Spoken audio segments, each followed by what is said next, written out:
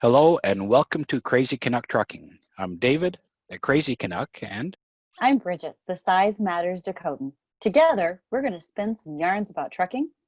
These will be real stories, some true, some maybe larger than life, and all will be entertaining. we'll also try to bust some myths or answer any questions you may have about rolling across the asphalt ribbon in North America.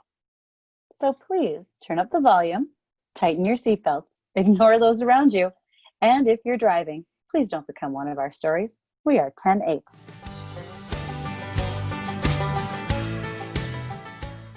Welcome, everyone, to Crazy Canuck Trucking Podcast. I am one of your hosts. I am the Size Matters Dakotan, Bridget, and my co-host is... The Crazy Canuck Dave. It's his podcast. I just get to follow along for fun.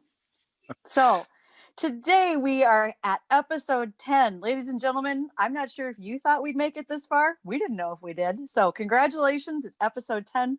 We are so glad that you are here and listening to us. I wanted to make sure to let you know a couple of things. First of all, don't forget to give us those 5-star ratings out there. Subscribe to the podcast. You never want to miss a thing about the people we talk to, the things that come up in our discussions. You'd hate to be out of the know on these things. So subscribe, give us a 5-star rating while you're there, so I don't just have to have my kids do it all the time, right? I want others to do it too. And anytime you want to reach out to us, you can do that by emailing us at crazycanucktruckin@gmail.com.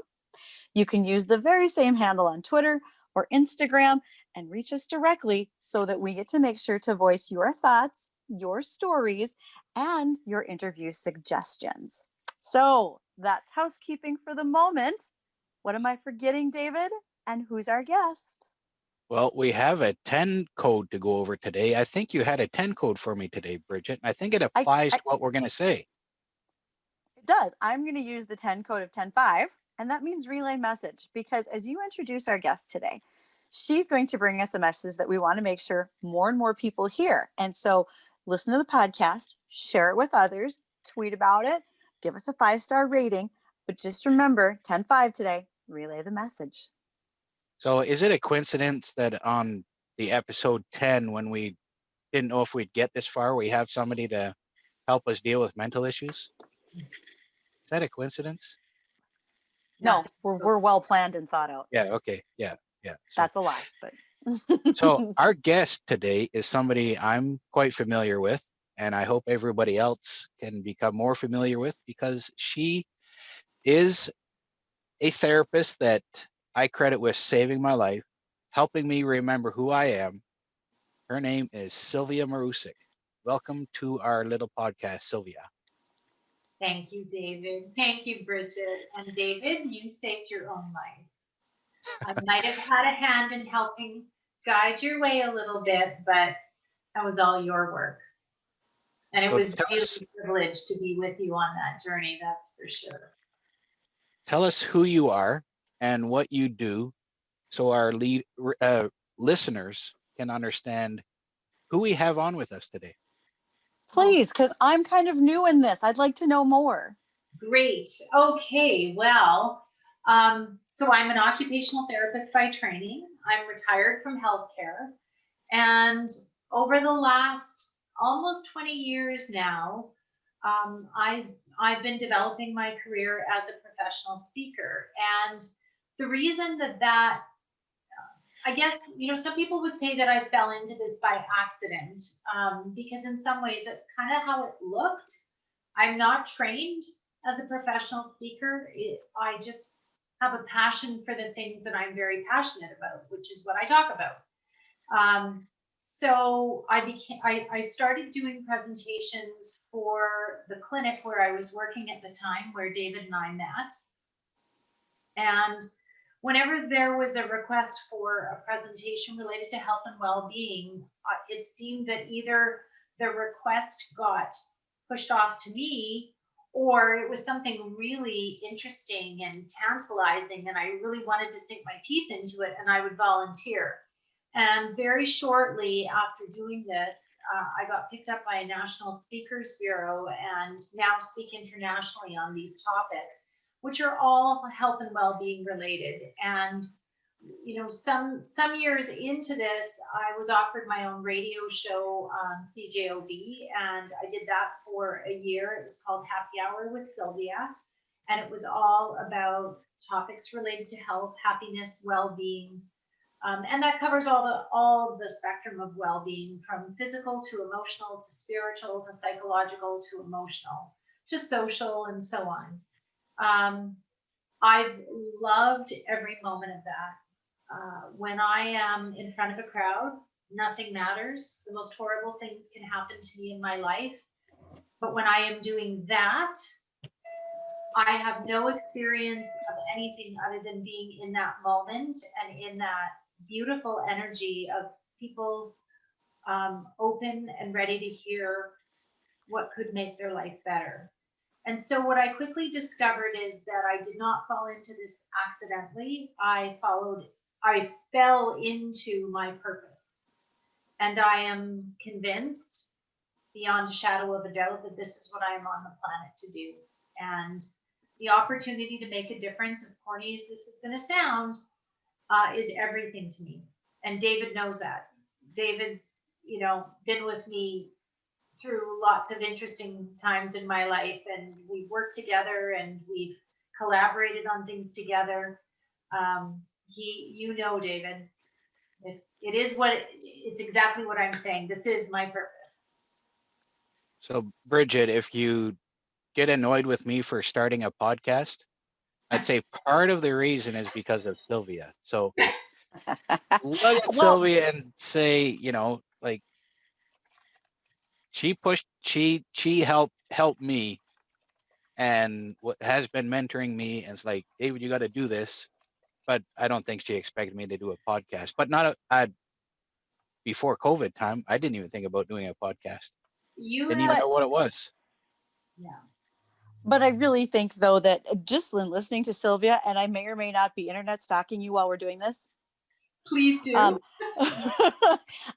energy that you get by just what you said, talking to people and working with them because you found your passion, is what inspires others to do well, which is how David then decided he should do this podcast.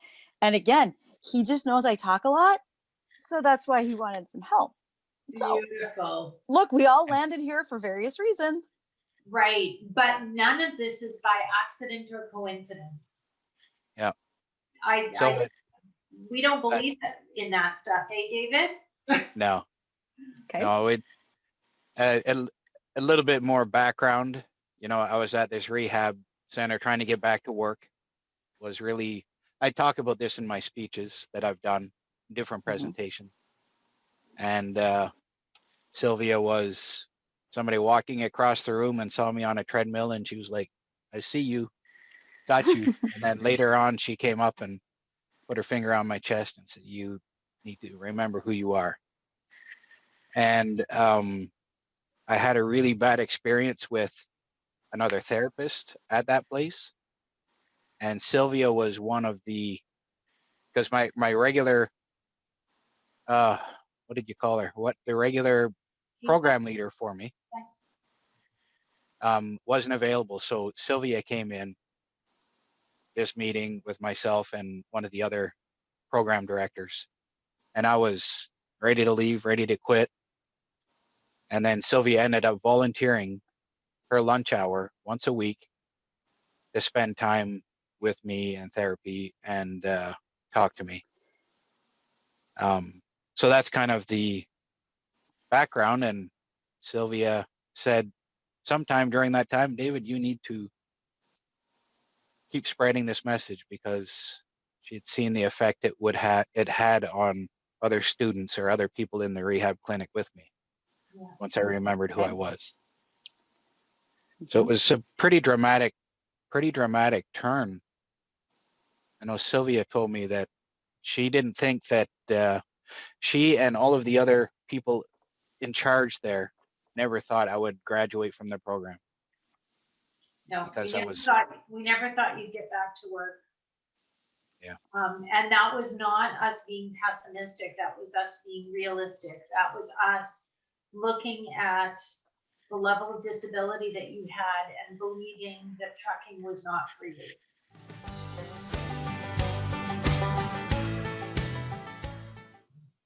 So here's a question. Oh, Yeah, sorry.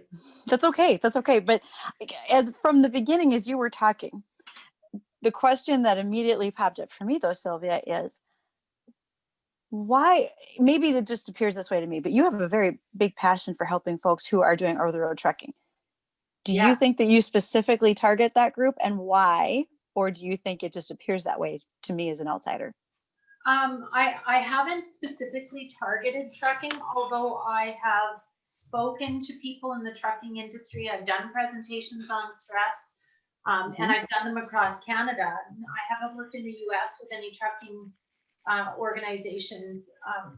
But here's the interesting thing: health and well-being and the stuff that I talk about. A lot of times, coaches that I've worked with have said, you really need to have a target audience. You need to know who you're marketing to be successful. Well, I don't have a target audience.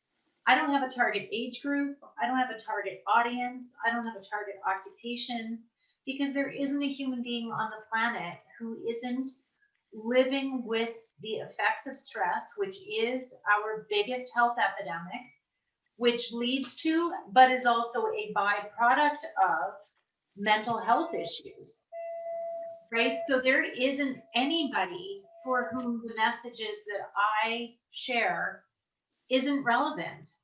Every industry, every age group. I've spoken to high school students who are struggling because they're in a baccalaureate program, they're in this enriched program in high school, and they're doing an accelerated program and they're stressed out of their minds. I've talked all the way up to, elderly people caring for spouses with dementia and Alzheimer's. They're struggling. This is a universal condition, but unfortunately, most of us don't learn effective coping skills, because where we learn our coping skills from is our parents, our peers, and through trial and error. If I have a temper tantrum and I stomp my feet when I'm small and everyone gives me what I want, I've learned a really effective way to deal with my anger. Oh, can I start doing that now? Is it too late? I need to try it. Let me know how that works for you. I don't see it going well. But we can have a therapy session after, when or if you saw a parent come home and belt back 3 shots and fall asleep in his chair or her chair, you might have learned that that's a really good coping strategy, or you might have learned the opposite. The bottom line is, no one has sat down and intentionally taught us effective ways of coping with life. And so we fly by the seat of our pants and we don't do it well. We wake up in the morning and we go, I wonder how this day is going to go. And we're fearful, versus waking up in the morning and say, oh, I know what kind of a day I'm going to have today. Yeah. This is what I'm going to do. So, that's a really long answer to your question. Do I target any particular audience especially? No. I just really want to help people understand that the same mechanism by which we have become exceptional at creating disease, illness, suffering in North America is the exact same mechanism by which we can create health, well-being, peace, and contentment. It's the same. We just don't understand that we have that power. We make it someone else's fault. So when I think about what you were saying, that stress levels, whether you're caring for elderly parents, whether you're, no matter what your occupation, and you said a great thing, that right now stress is probably, did you say the number one, or one of the one of the high numbers? It's number one. Okay. Do you feel like that has gone up significantly because of the pandemic, or was it already a very steady climb prior to the start of the pandemic for people? I think it was a steady climb. And here's what's happening during the pandemic. This is what happens to all organisms during crisis. So when we are faced with an emergency situation or a crisis like a pandemic, I want you to imagine a deer grazing in the meadow. So the deer will begin to run once it senses a predator nearby. It doesn't smell the predator because the predator is upwind. It senses the energy of a predator. And a lot of times people don't realize that you and I have the same ability to sense energy. We can sense what is good for us and what is not good for us, but we have shut down our instinct and our ability to sense that. Children are exceptional at this because they haven't used their brain to shut down their instinct yet. And so many of us, so I'm very sensitive to energy. David, you can attest to this. I could tell if something was wrong just by like being in the same room with you, not even seeing your face. I could tell. So the deer senses the predator and begins to run for its life. Now, there's only two ways this is going to go. The deer will either continue to run, it's going to rally every resource it has to escape and flee the predator, and it will continue to run until it outruns the predator because it has more resources than the predator does, or it has some sort of advantage. The other way it could go is that the deer uses all of its resources and it becomes exhausted and it stops running and the predator's got it. Now, if the deer can outrun the predator, it's safe for now. The problem with COVID is we can't outrun it. We're not outrunning it. And when the predator, which in this case is COVID, chases us for too long, all of the resources that we all rally, this is called the fight or flight response. When we're in a distressful situation, we rise to the occasion beautifully most of the time, and we can run. Yeah. But depending on the state that you were in prior to COVID, you might not be able to run very far or very long, and your resources will be used up. And what my prediction is, and I think other people are starting to say the same thing, in the next 6 to 12 months, we are going to see unprecedented levels of anxiety, depression, post-traumatic stress disorder, suicide. It's going, because eventually some people will have to stop running. I think you're right. Yeah. It just scares the crap out of me. And my mission, my crusade is let's teach people skills to become more resilient. Let's teach people coping skills. Let's teach people different ways to think, change your thought patterns.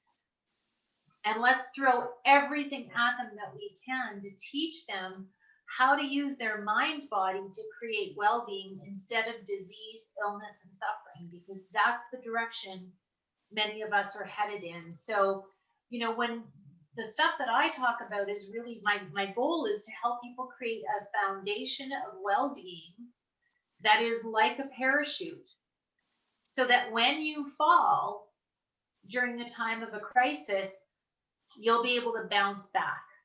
Right. And that's what resilience is. Resilient people don't not suffer. They don't not get angry. They don't not feel depressed and sad, but they never stay there because they know they can move themselves out of it. Non-resilient people go, I guess that's it. I'm done. Yeah. Yeah. That brings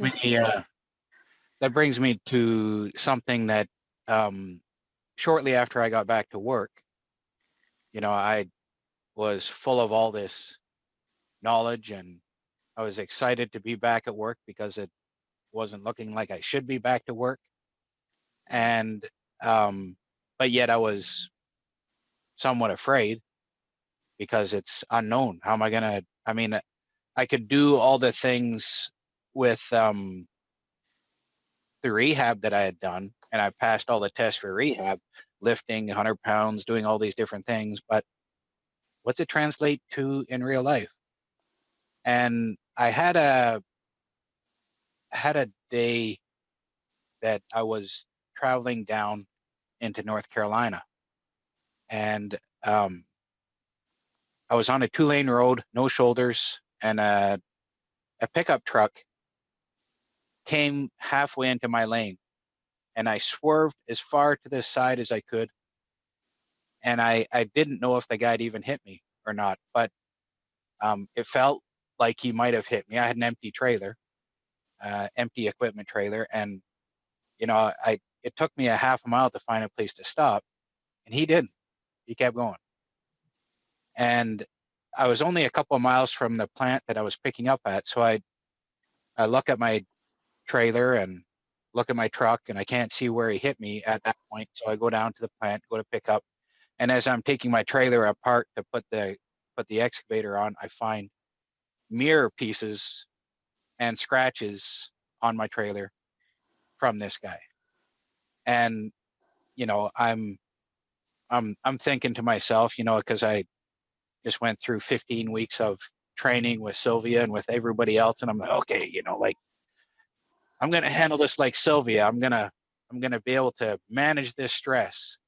And I had other things I needed to do. I was pulling oversized equipment, and I had to read my permits properly. I ended up having to talk to the state police because of the crash, and I was meeting somebody, meeting some relatives, and I was picking up a dog for my son, and all these things. And I'm like, okay, I was focused. I'm just gonna do this. And I ended up making a critical mistake that didn't hurt anybody, didn't hurt anything. I didn't read my permit properly. It cost me and my company a lot of money because I was so focused on thinking I could handle it. And the next day I called up Sylvia, or sometime shortly after, and I'm like totally a basket case, because here I thought I was doing so good, and I was just crushed, because I was so focused on getting through this. And I was like, Sylvia, I couldn't do what you would have done. I don't, do you remember what you had said to me at that time, Sylvia? Because it was such an eye-opening experience for me. I don't remember, David. I You don't.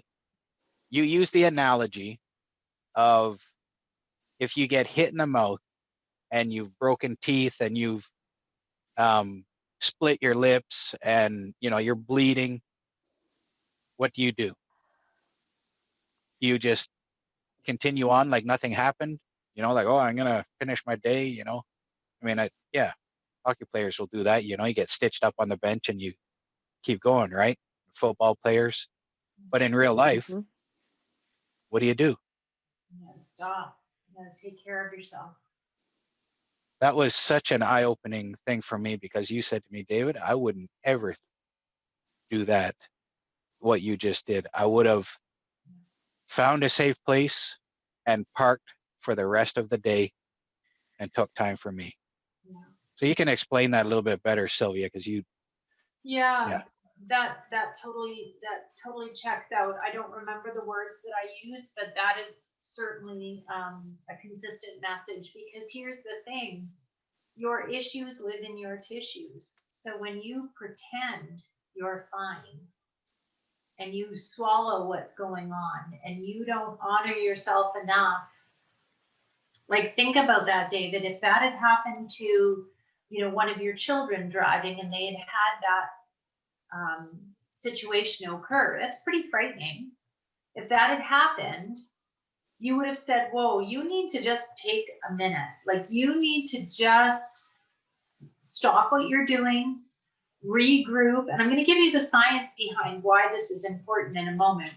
You need to just stop and regroup and just kind of honor what's just happened to you. Like, that was a very frightening experience. You need to talk about it. You need to process it. You need to have a moment where you are just thankful to be alive, thankful that it wasn't worse, instead of diving into pretending that it didn't happen and getting about your busy work so that you can get back on the road and make money again. Like, it's just that does not honor anyone. And so often I ask people to think about, what would you say if it was me that this happened to? Or how would you expect me to deal with it? How would you expect your son or your daughter or your wife to deal with these things? And so we live in this society where we don't, we view these things as weakness. Wait, I got to stop and take a rest and tune into my feelings. Like this, this is weakness. This is, and especially, not that I'm stereotyping, but for some men, that is even more difficult, right? It's like, no, I don't need to talk about my feelings. I'm fine. Yeah. And so we dishonor the magnitude of these experiences, and we fail to recognize that even the smallest negative experience can have a huge impact on our well-being long term if we don't deal with it. We got to sort it out and deal with it. Yeah. Yeah. And I sometimes, like I thought I knew what you would do because I had seen you in some stressful situations and some crazy times, but I didn't see the care that you were taking because, it would be just a matter of a short time. So often we think wrongly that, oh, so and so could handle this so much better, Right. but we don't take the time to realize that, oh, Sylvia's disappeared for a while. I wonder what she's doing. Yeah. You know? Yeah. You're exactly right. And here's why you failed to read your permit correctly, David. This is something that people do not understand because we don't know about the science.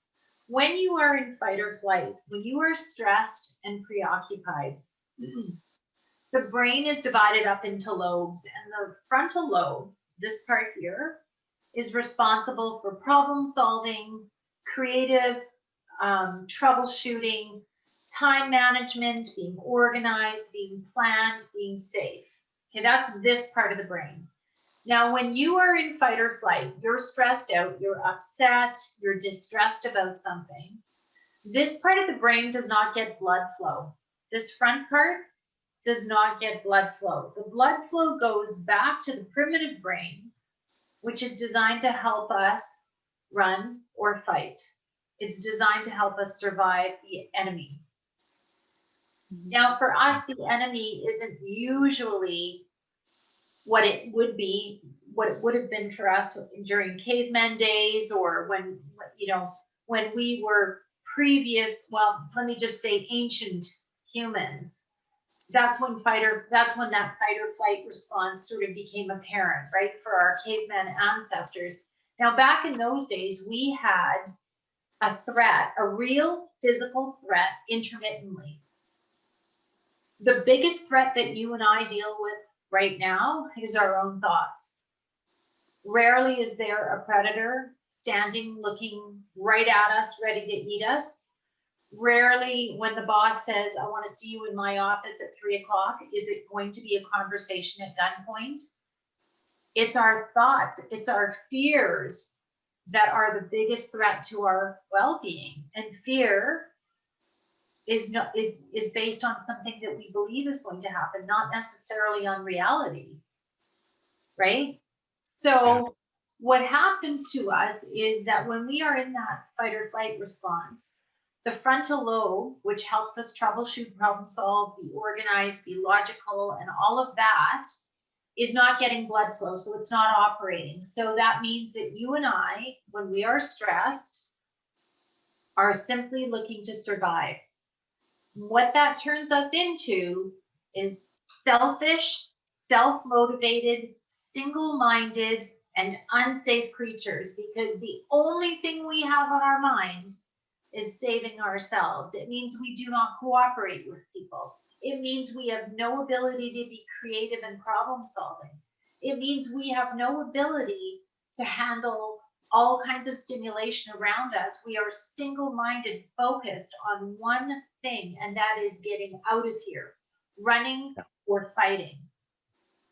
And so when you work like that, what are you missing in the environment? You're missing what's on the permit, because that part of your brain is just not operational. David, it wasn't even your fault.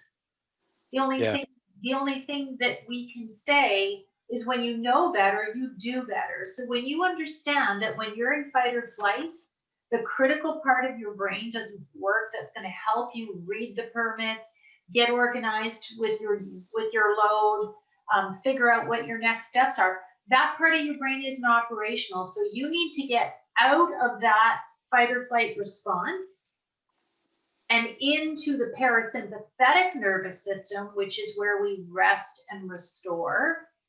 And in that nervous system, we can think clearly. We can be creative. We're calm. We're logical. We can see the big picture. And it's very clear what the solution to the problem is. It is not clear when you're the deer running for your life. There is only one thing on your mind. You're not stopping to check on your kids. You're not stopping to check on, oh, this is a nice place to graze. You're just running. With we had a listener, actually a friend of mine, sent in a question, Ken Carpenter, and I think it ties very closely with this, and maybe you can offer some additional thoughts on this. So Yeah. Ken Carpenter asks, can you suggest any actions a driver can take after responding to an accident? Yes. Actions as in mental health measures. Yes, absolutely. So the number one thing to get out of fight or flight, so think about it. What's the first thing that you lose control over when you are in fight or flight? The first thing that happens is you catch your breath, right? And then it's fast, shallow breathing, almost panting. So the number one thing that you can do to flip the switch from sympathetic distress, that's that stress response, into parasympathetic, is to control your breath. Because the minute you control the breath, you control the whole system. And this is the hardest thing to control, because your breath has already lost itself automatically. Without any conscious thought on your part, you've lost control of your breath. So regaining control of the breath is going to be a key to regaining control of the situation. So first thing is we're going to take nice, slow, deep breaths. But there's a way to do it to really activate the parasympathetic or rest and restore response, and that is to breathe in through your nose and out through your mouth, but for a specific amount of time or length of time. So what we want to do is breathe in through the nose for half of the amount of time as we breathe out. So if we're breathing in for a count of 3, we want to breathe out for a count of 6. And ideally, I would like you to challenge yourself to actually extend each of those times or those amounts. So if you start, for example, let's do 5 breaths. We're going to start by breathing in for 3, out for 6.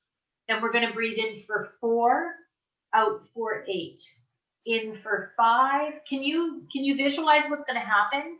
The breath gets slower and slower and slower, and you get calmer and calmer and calmer.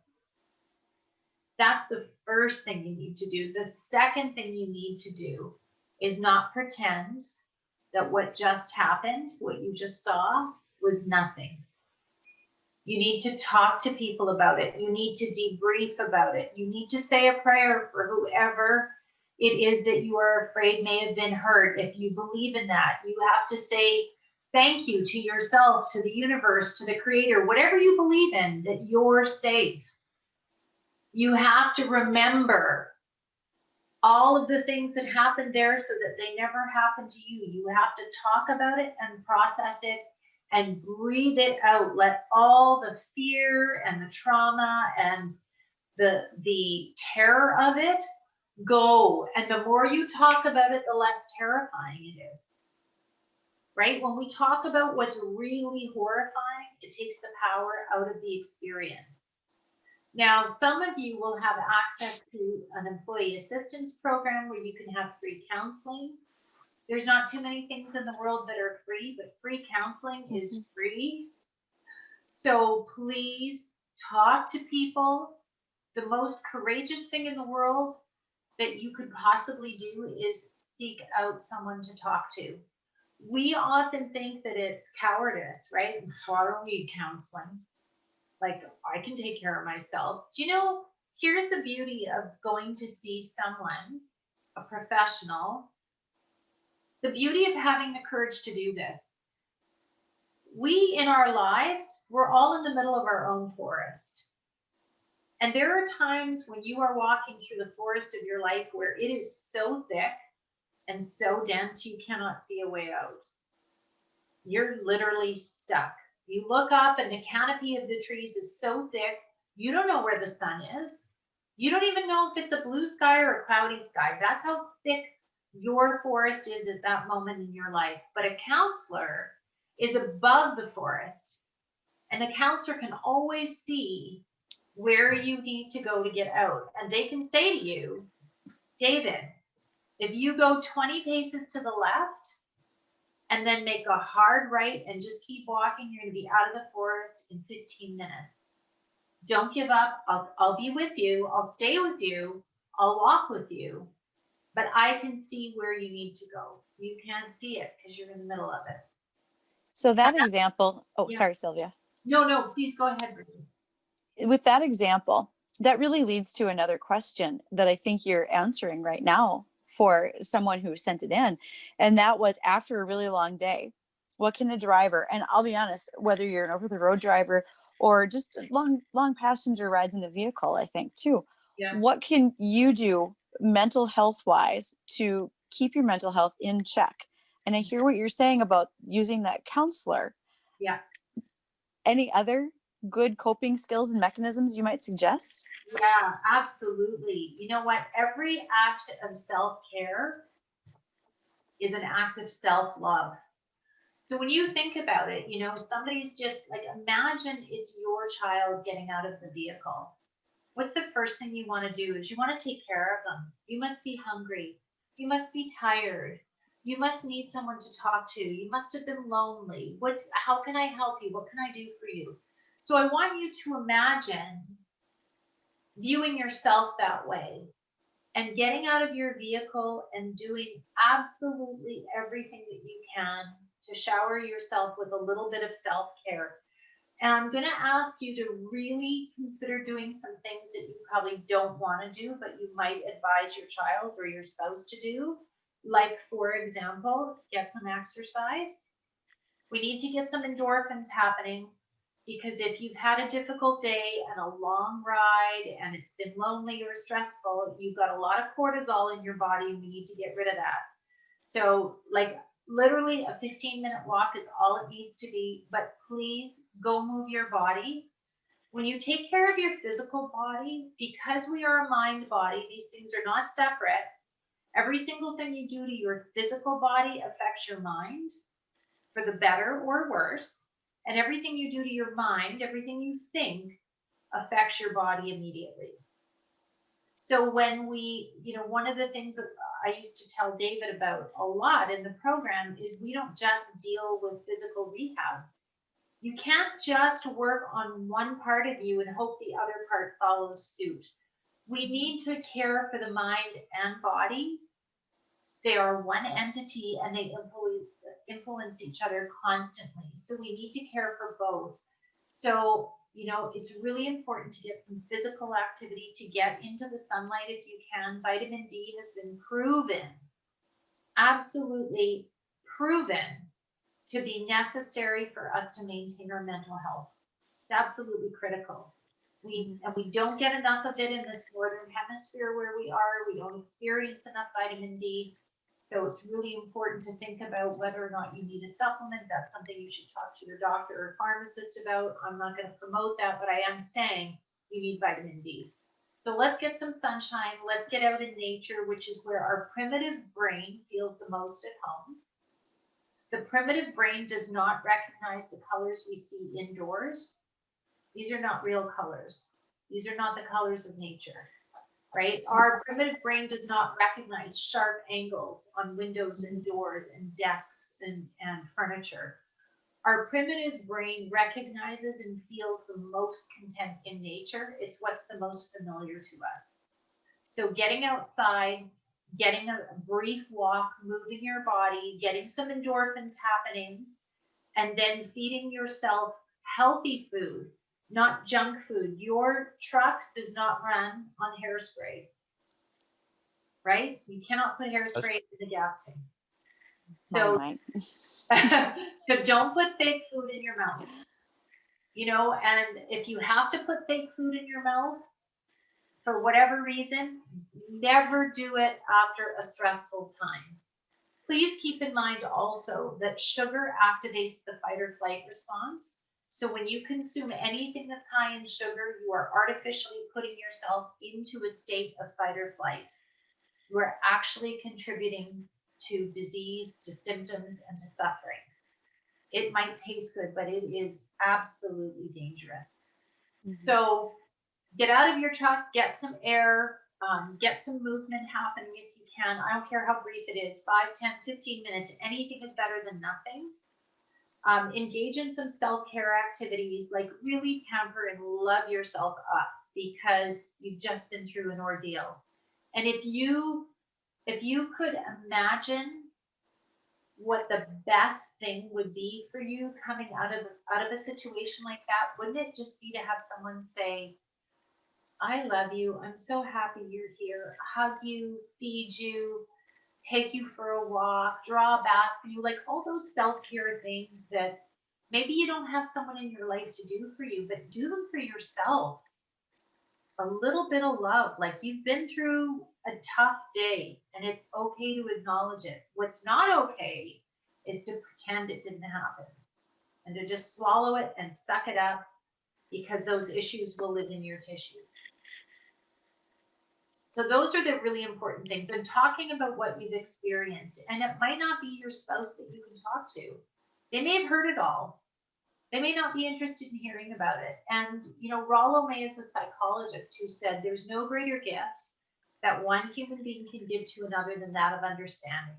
So talking to somebody who gets it, who understands, that's gold. Mm-hmm. That is real gold right there. And that helps us relieve and release those negative feelings. I think, Bridget, you have some of that exercise thing covered because Bridget seems to go for a walk from her house to Canada and back every night. You know, she seems to like, I don't know, she's talking like huge miles. And I'm like, is that kilometers or miles? No, it's miles. I'm like, ooh, I'm tired thinking about it. Why do you do and I know, Sylvia, you're the same way. I am the same way. Why do you do it, Bridget? I come from a long line of square people. We're as wide as we are tall. So I'm doing my very best to fend that off.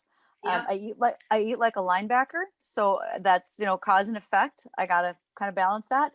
Yeah. And absolutely, a lot of what you said, that clarity, and I try to plan it at a time where as I'm ending my workday, I can use that time to still return phone calls and messages, emails, etc., because Lord knows we're, you know, technologically advanced by our phones these days.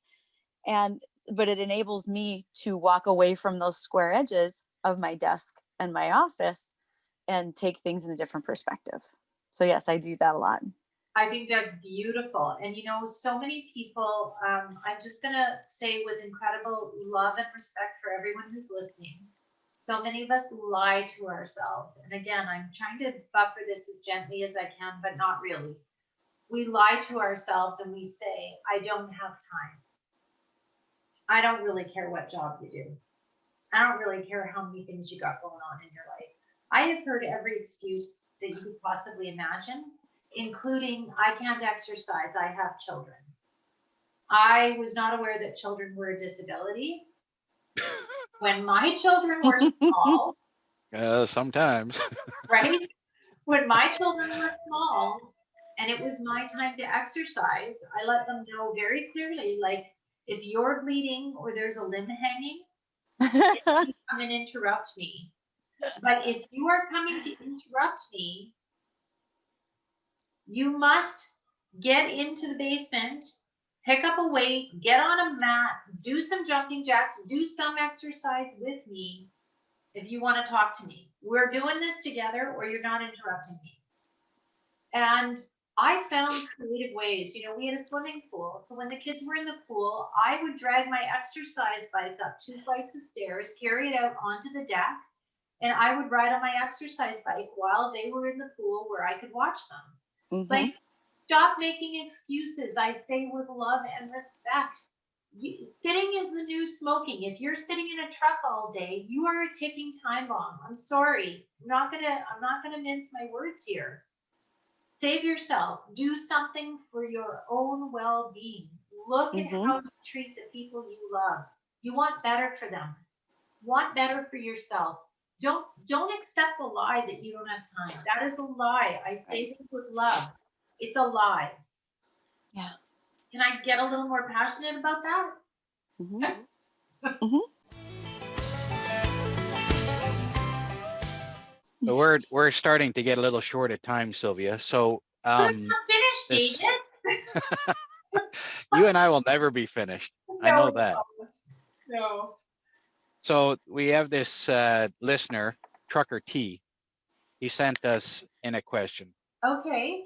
And the question is, what is the best way to get someone to open up and talk when they are having a difficult time? I reach out and offer my support and try to help, but all I get is everything is good. I don't want to be aggressive and push him away. Right. So you're not going to like my answer because the truth is you can't make people feel, react, or do what you want them to. Mm-hmm. What you can do is consistently be there.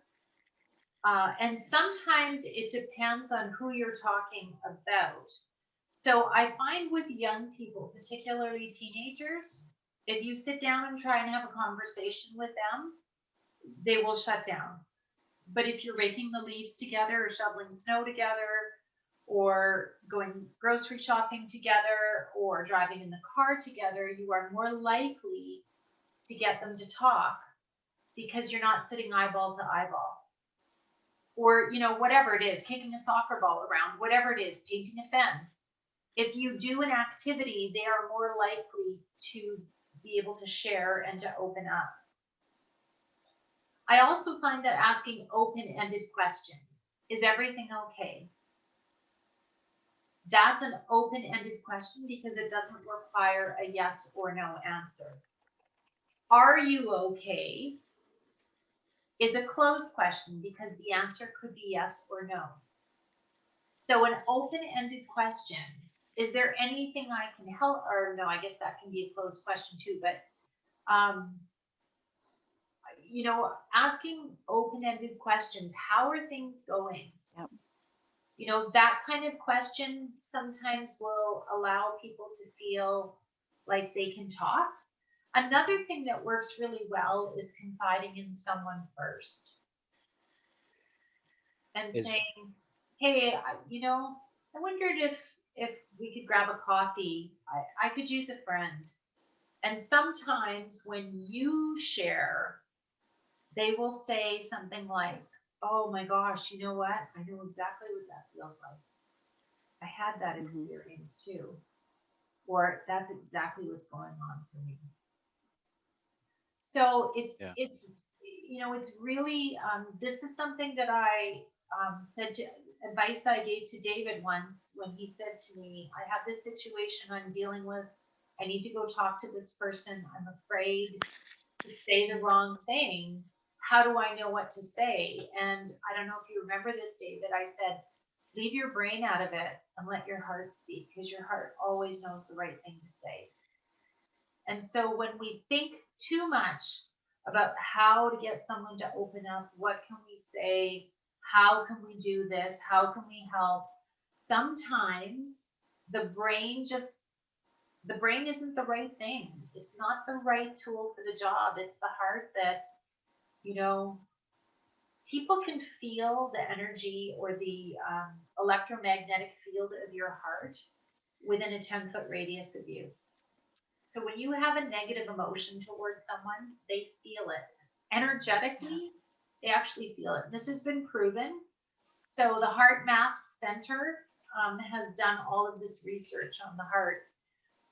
When you care for someone and you are truly concerned for them, when you're within that 10-foot radius, the electromagnetic field of your heart actually influences their alpha brain waves in their brain, and they will feel that you care and that you are concerned for them.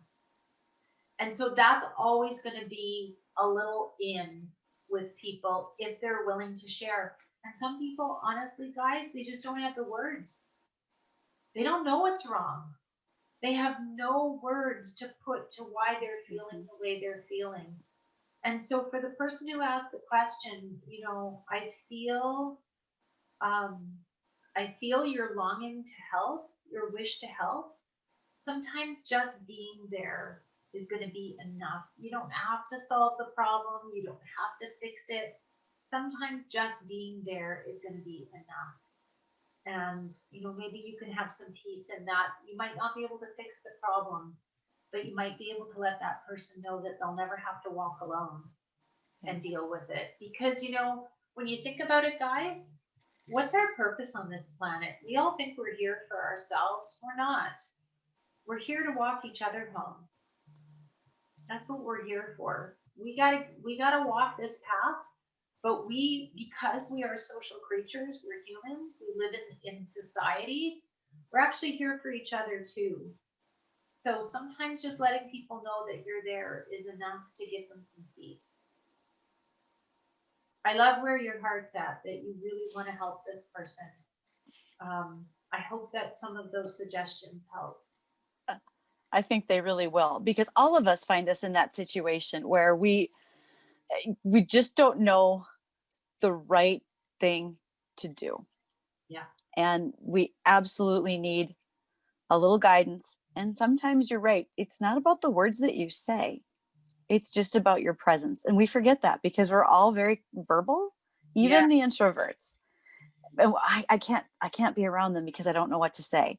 Right. It just doesn't matter what you say. Right. I was asked a question similar in a webinar yesterday for trucking, and I said, for me, one of the biggest things is caring. Yeah. You can't just walk up to somebody and get them to open up, just because you see that they have a problem. But if the person can really sense that you have that care for them, then, no matter what, whether you just sit in silence with them, or whether you say something, or whether you just tip a coffee together or whatever, then they can feel that, and just that can help a person, and you may never know. The person may walk away never having ever said anything, and they may be walking away thinking, oh man, that was just awesome. Right. You don't know the impact that you leave on someone else. Exactly. You really don't. And that goes both ways, right? For the better or worse. Yes. Yep. We all have an impact.